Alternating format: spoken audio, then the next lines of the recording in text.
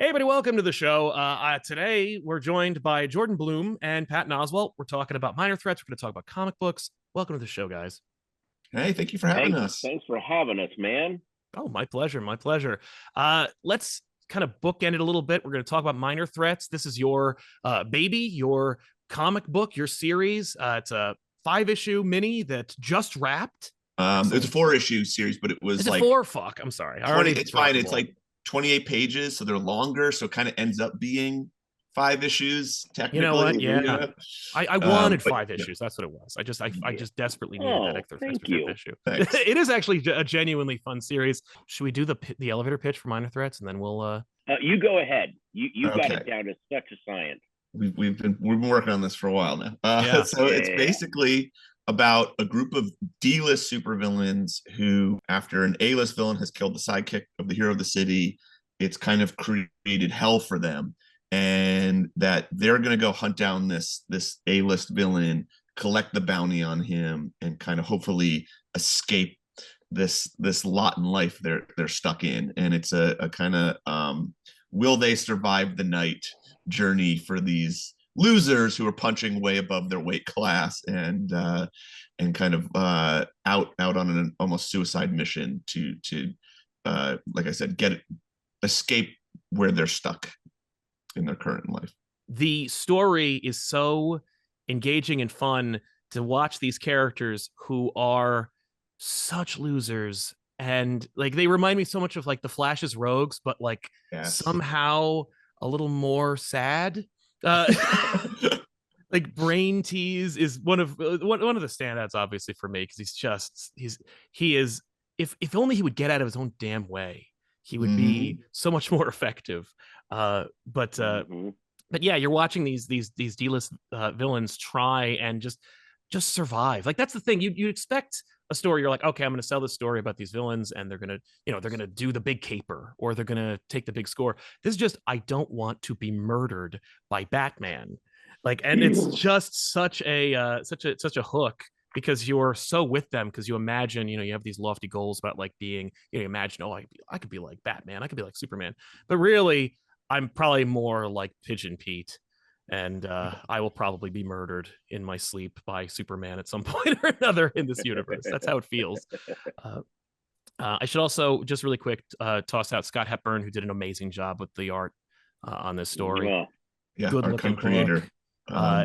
Contemporary fun, but it has that kind of like old school feel. It feels like almost like, I mean, the titling gives it that kind of graffiti feel, but it does feel like it kind of like indie art, but with a real like grounded sense of scale. Yeah, I think Ian, our colors, also Scott and him worked very closely in like, well, what era is this supposed to feel like? And the flashbacks are also supposed to feel like some Silver Age, some Bronze Age, some, the characters being dragged into this modern age. So we looked a lot at the visuals of the history of the medium, because we wanted to like make that textual in the series. Yeah, I understand that. What was it? Astro City was a big influence for you guys. Astro City was a huge influence in that we really wanted to recreate the idea of you, the reader, have been thrown into this world, and you are. So in order for you to be able to empathize with the characters who are running to catch up, basically scrambling to catch up, you are scrambling to catch up with the relationships and statuses in this world.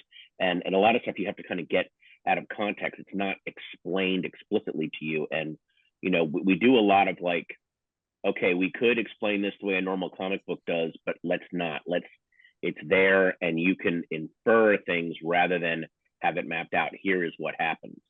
Yeah, the time city or time bubble is one of those aspects. It's just kind of like, you can infer a big Kang-esque battle took place here, and this is the wreckage. It has kind of like almost like a Venture Brothers feel of like, these are people that they had their adventure and no one came and cleaned up after them, and we're just kind of living with it.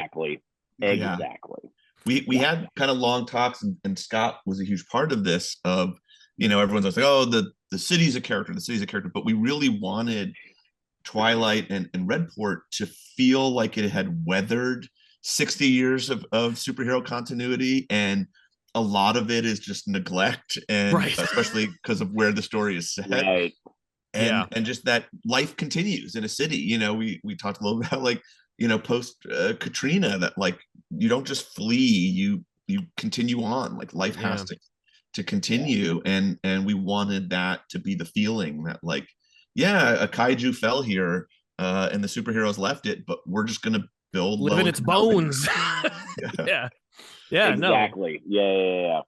Yeah. I think that this is one of those stories that's like, it will remind you of things, but you're not quite sure what specifically, you know, like you're going to go, oh yeah, I get that. And then you realize like, oh, I kind of have never actually seen that before. So it's kind of cool that this is the first time I'm getting it in this kind of subversive, you know, almost crack mirror version of what you expect from comics. Great book. Check it out. June, pick it up. We'll talk more about it. We'll obviously be using this throughout, but I want to talk about the experience of producing / getting this book out there.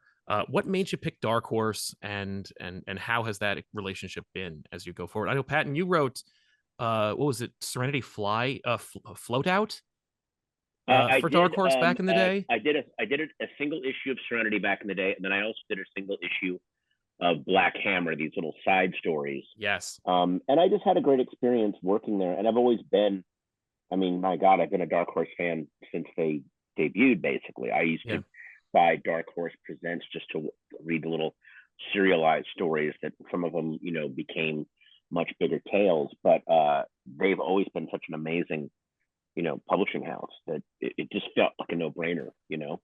Yeah. Grendel, Concrete. All of them. And I was going to say, I think they're so good at kind of supporting and nurturing, building out an original superhero universe. Like we looked a lot at Black Hammer and the success of that, because it's really hard to launch these. We talked a lot actually with our friend Kyle Higgins, you know, in the Massiverse. Like, how do you just, you know, there's so much of this. How do you build from the ground up and launch one of these? Yeah, Kyle's a great resource because he knows, like, he's been living it, and he also is, you could see, he could teach a master class on like building a universe and then building out a universe. Like, let me just right. Yes. Yeah, and also a really good resource in terms of, well, we've built this central thing that's the spine of the universe, but other people that want to bring ideas into it, and how do they fit into that? That is a very, very important lesson. Very much worth learning. Are you? Is it your intent to build out the Minor Threats universe and kind of like add more to the skeleton, or you just kind of like, let's just see how this goes. Let's not get ahead of ourselves. This is a dope ass book. We got things going on. It's okay enough. There is intent, but we can't talk about it yet, I guess. Gotcha. Soon. Gotcha. But yes. Yeah. You know, I think what was cool is we've had a great response from both readers and creators saying like, this is a cool playground. We'd like to, you know, see more or play in it, and we'll see where that goes. Yeah. How has, because I know the conversation right now it's interesting. I was just off the phone with a friend of mine about this. You know, every season there's a new huge issue in the comic book industry that everyone needs to tackle, and the one that I've been kind of like championing is marketing. But right now it's about comics journalism and about talking about it. And it seems that there has been, for you guys, a really like positive experience promoting the book, talking about it, getting it out there. But what could comics do for indie books to get the word out better? Like, what is it the industry is doing well, and what could it stand to learn? Yeah, I mean, I feel like we're learning on the job, because you really well, and you have to market. That is 100% part of it, right? Because you got to market it yourself. You guys have to market it yourself. We've been, you know, we are very active in like, we'll do as many signings as we can. We'll, you know, real grassroots, you know, we'll get out there. You know, you have to use your social media for sure. But I think there was a shift, I want to say, of, you know, comic book journalism chasing the way a lot of movie and TV journalism was, like listicles and attention grabbers and stuff, which I don't think helps the smaller books in any way. But I want to say that I think there's now a slight shift back to like, how do we get back to real comics journalism? You know, a mutual friend of ours, Greg Castleman, has been really great, I think, in what he's building at CBR and stories he's featuring, and that are much more about the craftsmanship of making comics, and also, digging in and looking at the history, or looking at the community, and how it works. So I think maybe more of that would be amazing. Yeah. But I don't know. We're trying to figure that out, right? Like, yeah, it's kind of hard for me, at least, to comment on what could comics journalism be doing better, when right now, like Jordan says, we are learning the ropes of promotion. So because I'm such an amateur, I don't want to sit there and give an opinion on something that, whether or not it's going right or wrong, the people that have been doing it way longer than I have. So maybe I should just be quiet for now.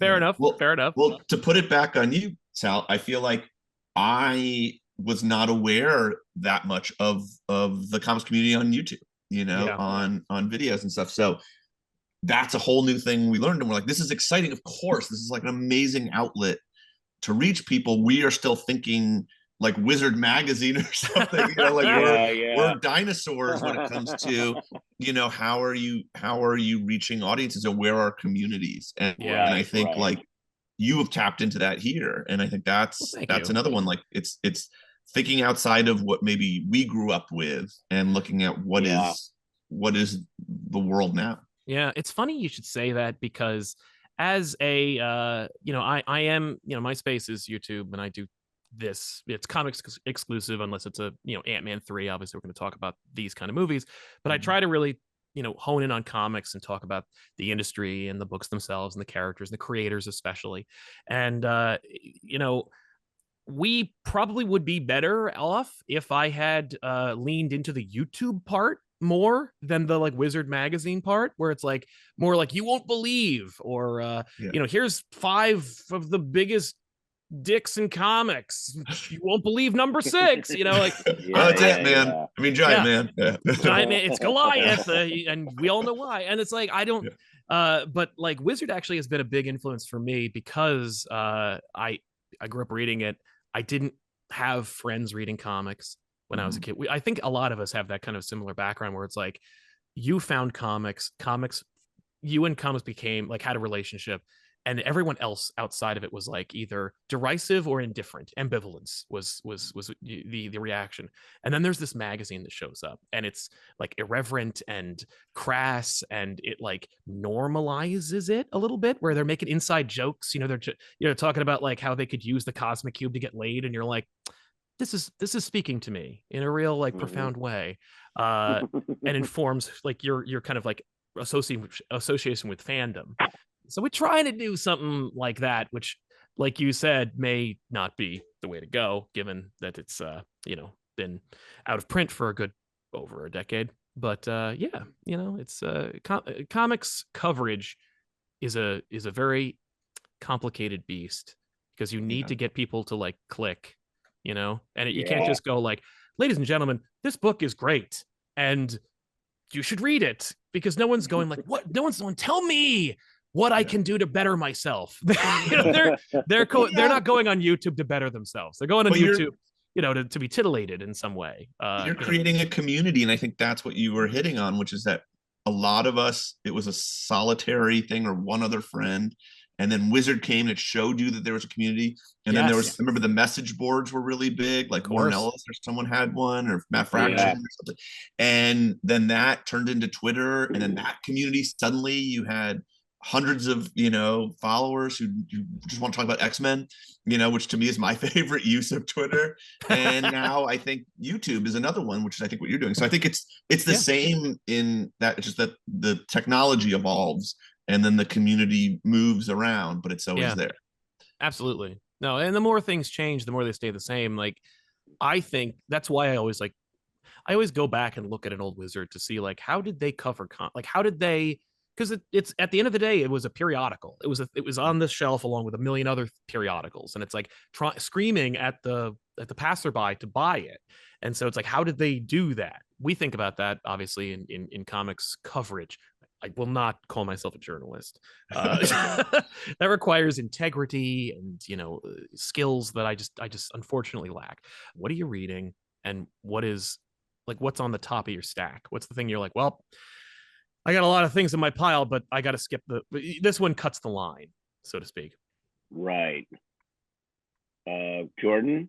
I go first. You Human start. Target, Yeah. as I'm a big JLI guy, and to mix that with noir, which is something we obviously both love, like, and Greg Smallwood's art, and when Tom King is like firing on all cylinders, I don't think he can be touched. I mean, I'm a huge Mr. Miracle fan, and this feels like it will be, there's one issue left, right? So he's got to stick the landing, and if he does, I think it will be right next to Mr. Miracle on everyone's shelf, because it feels like an instant classic.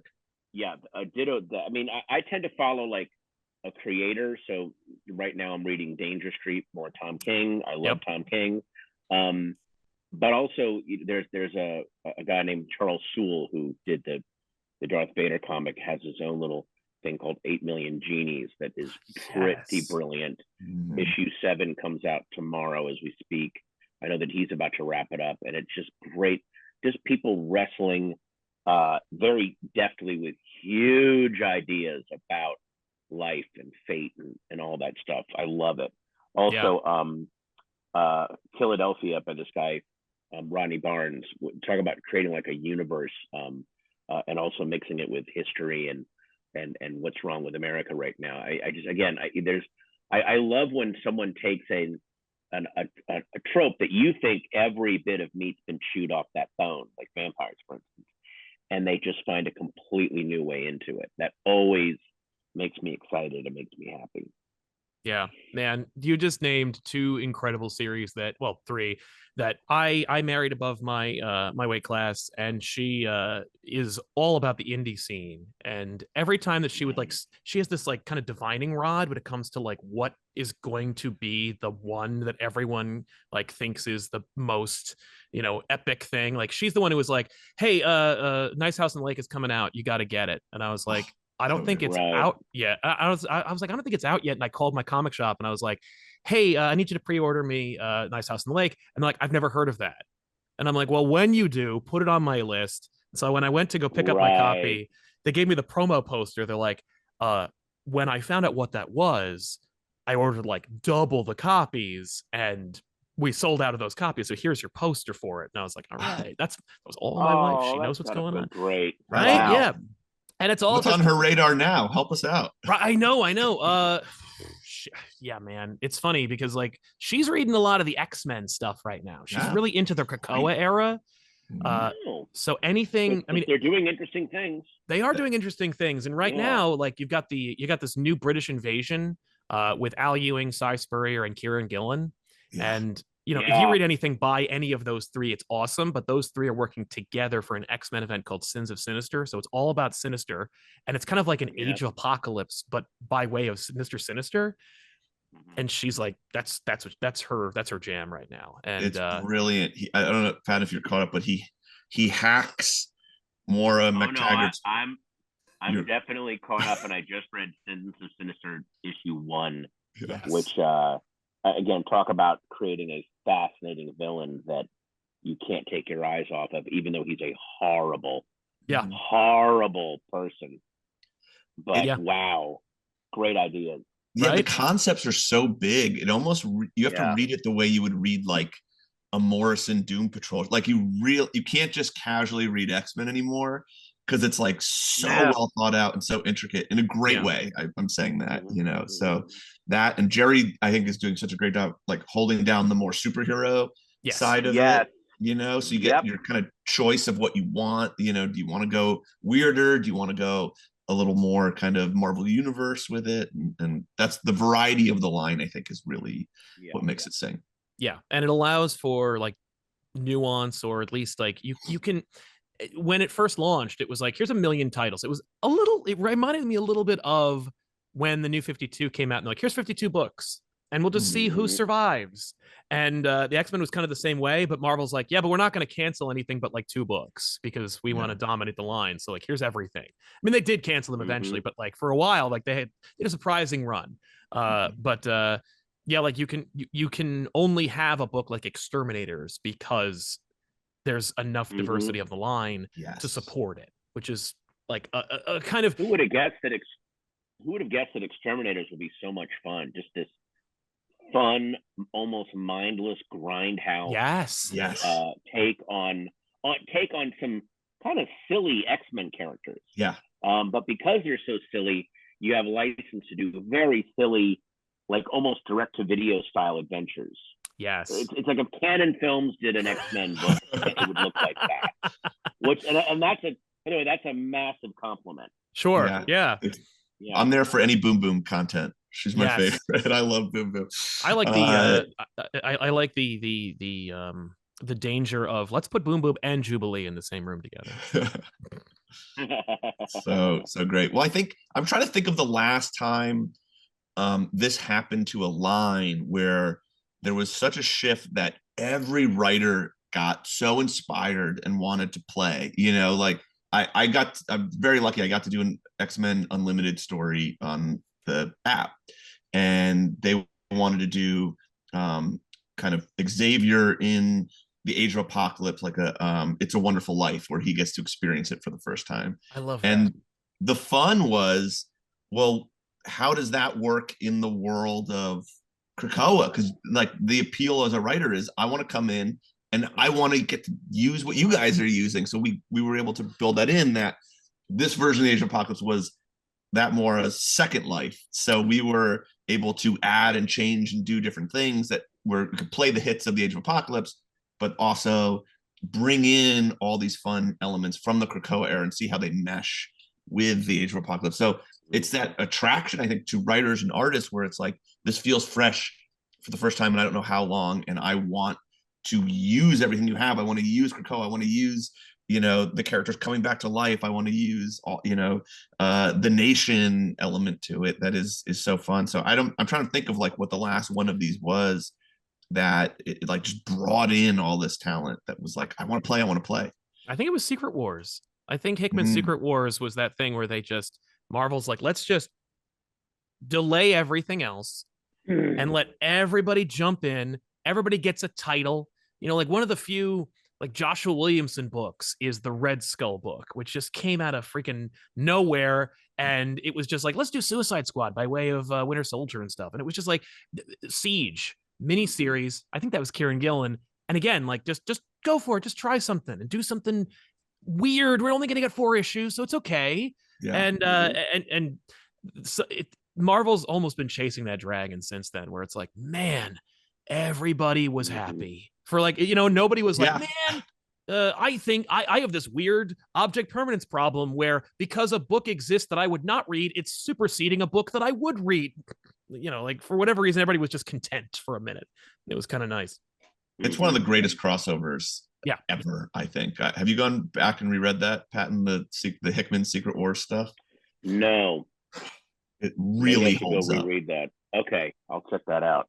Because the best part of it is that it was secretly a Fantastic Four story when they were supposed to be benched because of all the Fox stuff at the time. And it's like, oh, yeah, don't worry about that. Oh, actually, this whole thing was about the Fantastic Four the entire time, and they're the greatest characters in the Marvel Universe, and we should love and celebrate them always. And like, I'm there for that messaging. It was kind of, you were almost worried that like somebody was going to step in and like take the baton from him. But that wrap up was just like, actually, this is the really important thing, even though we can't talk about them.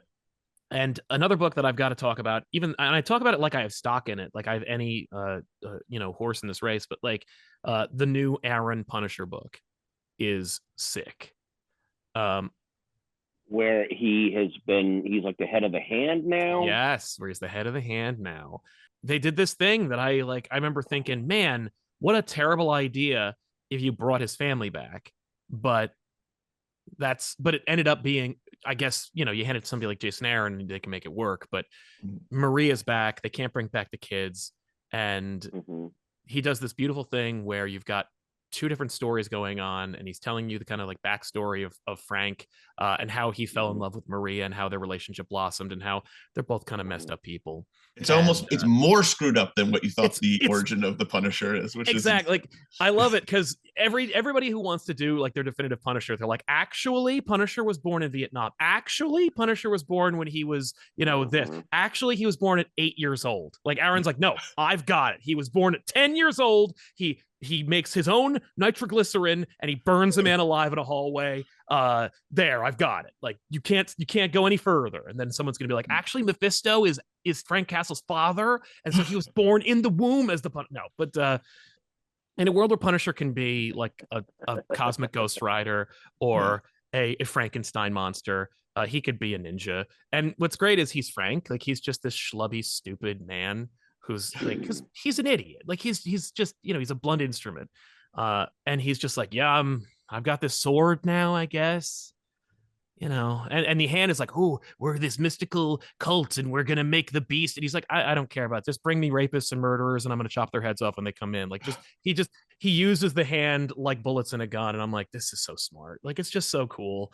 But you got to get past issue 6. And I don't mean to say like, oh, just watch this show, but get through the first 3 seasons and then it gets good. The first 6 issues are engaging, but it's issue like 8 or 9 where you're like, oh shit. Like I'm gonna make kind a of a turn. confession.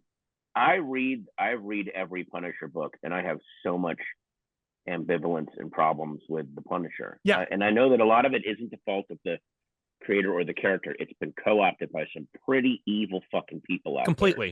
There. Yeah. And I'm also always bothered when they introduce any kind of science fiction or supernatural element into the Punisher. I like the fact that he is working class, stuff that you buy at a hardware or ammo store, against magic, against science fiction.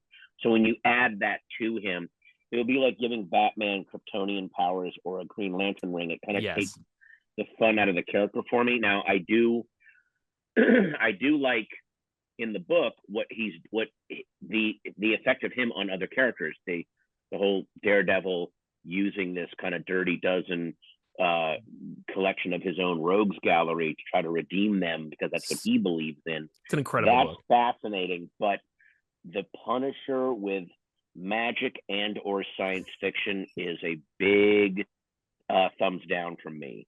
Fair. Even though I'm reading the book, but it just and also they've never really. I just don't think that Marvel has never open, and it'd be fascinating if they did, if they wrestle with the fact that this is, if they slap a Punisher logo on a book, it sells, and I know they're about making money, but they still haven't addressed the bad effects that he has had in the world. No. And it would be fascinating if they did that. It would actually make for an even edgier, darker book if they did.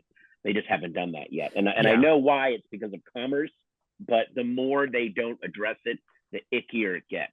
They flirted with it. I'm reading all the War Journal stuff right now, the base and all that. Yes, I'm reading it, but I'm waiting for someone to come along and do something really cool with it. That's they fair. Flirted with it in a Rosenberg wrote a story where the cops show up and like, oh, you're the Punisher. Can we get a picture? And he's like, right, I fucking hate you. Stop using my logo. He's like, if you want a fucking superhero, go worship Captain America. I would, if you take money, I'll kill you.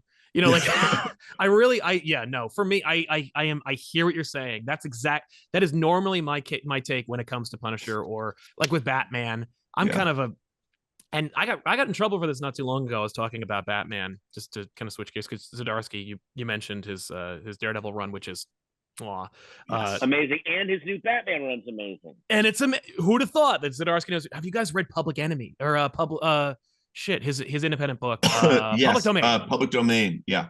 It was great. So good.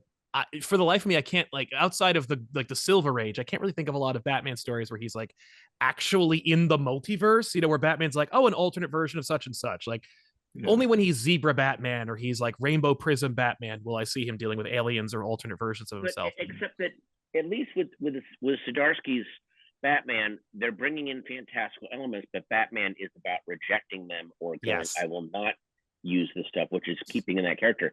If the Hand approached Frankie goes, we will unnaturally bring your bride back to life, he would fucking kill them. I just don't see him making that deal. I hear you. You're okay. That's fair. In this case, there's something that just so Patton, for me. I hear you. I have to assume you were a huge the Punisher is an angel. Yes. No. Remember that story? Weird Heaven Gun or whatever the fuck that was. All that stuff was so Yeah. Yeah. Yeah. That really bummed me out. The thing that got me was Jesus Saiz does the art for the present day stuff, and there's this image of the two of them like in bed together after her resurrection, and she has all these bullet holes that have like now closed up. Yeah. And just that as image a horror of book, it like, works really well. She is like, it's just like she would never have survived. It's, I don't know. It's just really hammered home like the death. Anyway, but I got you. I lean with you, Sal, because I think, and you, Patton, too. I thought the Punisher was broken. Like, I didn't know what you could do with him. So changing the logo, removing him from what we're used to seeing him in, it felt like a good writer like Aaron, it may betray the roots of the character, like you're saying, but I don't know what else you can do with him at this moment. So this might be a way to get to that reboot that brings him back to his roots. Like, well, that's what they to me, do. this Like is a side quest, possibly. Yeah, that maybe, will, Yeah. Well, I mean, they might kill him off at the end of it and have Maria be the Punisher. Like, you never know what they're gonna do with this idea. But I got in trouble recently, and when I say in trouble, I mean I just got flamed on the internet where I talked about Batman, and I was like, man, I love a good Batman story where like we need to sit in a status quo. Like, we need to be kind of in it and live in that world for like just an arc. Give me an arc where we're in the status quo as opposed to just shifting. And I don't mean that to say that that's Batman, but that's everybody. Yeah. Where it's like every character has like, ooh, we're doing this new thing, and then the new writer comes on. It's like, yeah, and now we're doing this new thing. But we need to just live in it. And I am one of those people who I love the idea that Batman has like a family, but my favorite stories are the ones where he's like alone in the cave and there's just a dusty butler and there's something going, and someone tells a story that's like, Batman's like, holy shit, like I'm the knight, but that was fucked up. And just seeing where that goes, mostly there, I think I'm just ruined on those old like 80s and 90s prestige bound done in ones where they're just like, Denny O'Neil is just like, make all the graphic novels, just get everything out there, like just the Legends of the Dark Knight period where it's like he's just right, he's just in it. And someone's like, how dare you, mean to tell me you hate Robin? And I'm like, no, I think Robin's iconic and important, and I love that there's been 12 of them, and it's great. But, I agree with you. I think I maybe go one sidekick, but I'm not, and I like each one of these characters, but I don't like the family books where it's all of them, and again, I love this new Action Comics that just came out, but when you have 10 Supermen or related characters, it feels like impossible for a villain to pull off anything in Metropolis. And it devalues them in a weird way. So I'm kind of like, maybe one sidekick, unless it's like a world shattering event. But I'm not a fan of the big families all working together. It just kind of defeats the purpose of the lone warrior who's like, I've got this solo war on this city that I need to protect. It's like, and my 8 or 9 supporting characters that all are on different teams but also need to be in my book at a moment's notice. And I'm not, this is splitting hairs. I really don't, I actually don't have I don't really care, but I do like when that happened. Like, I'm waiting for that moment, and I think that's kind of what I'm getting with the Zdarsky run, because there's literally nobody. He's in another reality. And he's like, I gotta be Batman. I gotta figure this out. I gotta be Batman for this crazy new universe that I'm in. I'm like, that's kind of cool. It's really it is. Yeah. But yeah, man. As far as that's concerned, there's a ton of great books. You guys mentioned Tom King. I should mention Gotham City Year One if you haven't read that yet. Great, so love good. it. That's a dark really book. That is a really dark book. I was worried that it was gonna pull punches, but by issue like 3, I think 3, 4, I was like, oh, okay. Yeah, they're going there. Yeah, man. Good. I love the art. I love the feel of it. It's fantastic. Hester's the idea. It's very like, let's put a Robert Towne, James Ellroy, dark soil underneath everything you know about Batman. That's brilliant. Yeah. No, that, and incorporating characters like Slam Bradley, who have been oft neglected for the past, I don't want to 70 years or so. I love that you learn why they call him Slam. Like every sound effect when he fights someone, he slams. Yeah, I didn't see the birth of Crime Alley coming in there. I was like, there's so much to this that I was just like, fuck. Great. Yeah, it's funny when people talk about like, man, you know, comics were great when I was a child, and I'm like, it's almost never been better because there's so many good books, and the books that are out are tremendous. Yeah. Well, that's like people saying the best Saturday Night Live cast was the one when I was 13. And it was like, that's just when you really get into Saturday Night Live, you know, like. Right. That's when your sense of humor starts to actually form. Yeah. Yeah. Like I never laughed harder than when I first discovered that I could laugh. Yeah. Yeah. It's also really like you have to go back to whenever someone pines for a golden age, then you look back at what was actually available. And like the early 70s was the best time for music because you had the Ramones. You're like, and what else? You know, like the Ramones and well, like, have you looked at the charts back then? What was actually available? It was not great. And just like I love the first couple seasons of SNL, it's fantastic. But this whole thing about SNL now, it's like one good sketch and 8 crappy ones. Go watch the first season of SNL and look at the good sketch to bad sketch ratio. It's pretty startling. Yeah, that they were missing a lot. There was a lot of cocaine back then, and they were putting anything out there. Right. So they didn't know. So always like, yes, lift up what's great. There's always great stuff, but the best time to be alive is right now. That's right. Always. Oh, I like that. Yeah, man. I guess I wanted to ask you, apropos of your selection of Scott Hepburn on Minor Threats and how it's like it's this really fun kind of almost I don't want to say dangerous because it hardly it's comic book, but some comic books are dangerous. Maybe Minor Threats is, but it's got this really great style to it that's like fun and gritty while also being jubilant. But what are some other artists that are out there now in comics that you're like, damn, man, like I didn't know we could get there. Like I didn't know we could have this. Because like, when we're kids, it's like, man, Walt Simonson, man, and he's still crushing, still doing great. But like, who's the Walt Simonson of today? Who are the people who are really exciting you? And you're like, shit, I don't know who the writer is, but so and so is drawing this book. I got to pick it up. Because I feel like there are a couple out there right now that I didn't notice that, again, my wife was reading Gerard Way's Doom Patrol, and she was like, Nick Darrington, watch out for Nick Darrington. And I was like, all right, well, enjoy your Doom Patrol book, you heady, intelligent person, you. I'm going to read about the Punisher becoming a ninja warrior. But then I picked up Batman Universe, and I was like, now you're speaking my language. And such a good book. I'd say Mitch. I always... I'm worried I'm going to say his names right. Gerard's is it? It's either Jared's or I think it's Jared's or Garrett's. I've met him about a handful of times, and I've never asked him. I feel terrible butchering it, as I was just telling you how to say my last name. Jordan Blum, I believe. No, I'm trying to think, and then who?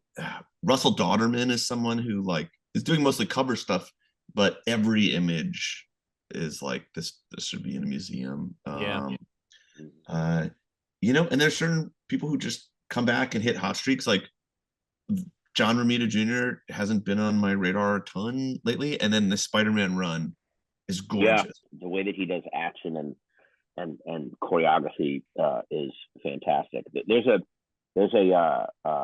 artist that we're using for some flashback sequences that we're trying to figure out something to do with in a bigger way. Is a woman named Tess Fowler. Yes, is just an incredible. I always say when an artist does faces really well, there's such a good actor. She really gets those moments when there's nothing verbal happening, but the way that the face is reacting, what's going on in the head, and that really, and her stuff just really pops for me. Yeah, it's like her and Kevin Maguire can nail that. Maguire, man. I assume you guys have seen Daniel Warren Johnson's stuff. Oh, Daniel Warren Johnson did a book. Energy. If you have not read it, you need to buy it the next time you're at the shop. Wonder Woman, Dead Earth, Murder Falcon, and his most recent one, Do a Power Bomb. And what about did he do Beta Ray Bill too? He did Beta Ray Bill, which is an amazing. Oh, okay. The Beta Ray Bill, that book was amazing. Wasn't it? Yeah, that's him. That's him. Boy, his stuff is great. His Wonder Woman Dead Earth, dude. You are going to. It's in the Black Label oversized edition. Yeah. Wonder Woman at the end of the Earth. It's the end of the world. Crazy mutant monsters, Road Warrior shit. Diana's like, she finds Batman's corpse and just grabs his belt, and she's like, I guess this is it. It's sick, dude. You will trust me on this one. Who just did the art on Catwoman Lonely City, which is another DC Black Label book? Chang, yes. Right. Cliff Chang. Yeah. Lonely City. Yeah. Yes, Oh, that's it. I thought you were talking about the One Bad Day, but yes, that's a great book. No. Lonely City. Yeah. Oh, boy, was that great. That was gorgeous. And so, like, talk about art that really, really supports the writing, like actually illustrates the mood and the tone and the personality of the writing. Just bam. Yeah. They drew Paper Girls. So. Yeah. Oh, that's right. That's how I know him. Yes. Another fantastic book. And the Teen Titans I got there. That Breakfast Club Teen Titans. I know that. Yes, that's awesome. Yeah. And then who drew that book for Vault Comics called Autumnal? Oh, Autumnal. The fact that they did a cover for the trade paperback that Amazon wouldn't carry because the cover was so frightening that they wouldn't use the cover image. Oh, I mean, that was like, yeah, Vault is really going back to, it reminds me of when Alan Moore was doing Swamp Thing, where they're like, we just want to be fucking scary as shit. We want all of our stuff. First things first, it's got to be scary as shit. Yeah. Chris Sheehan was the artist. It's a great time for Chris horror. Sheehan. Oh, yeah. So good. It is a good time for horror, man. Swamp Thing Green Hell, the second issue came out today.